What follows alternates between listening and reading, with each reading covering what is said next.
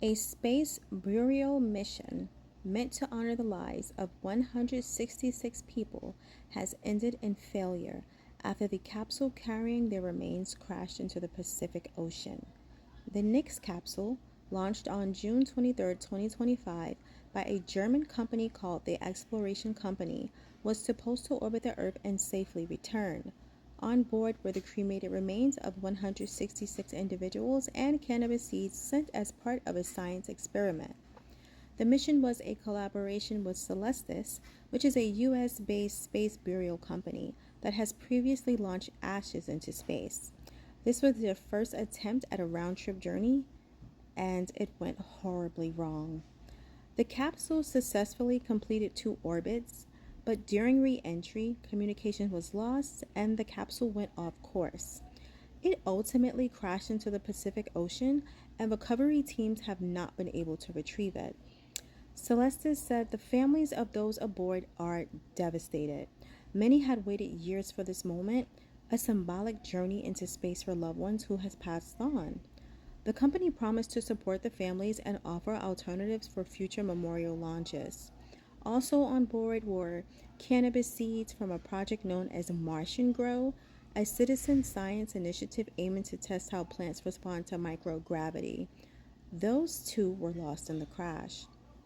The exploration company called it a partial success, noting that the orbit was completed and re-entry was initiated, but the loss of the capsule makes it a significant setback.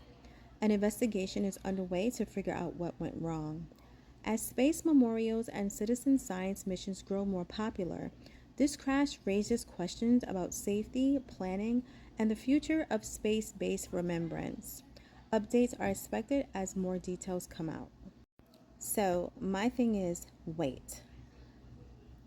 They really sent 166 people's ashes and cannabis seeds into space, and the whole thing crashed into the ocean?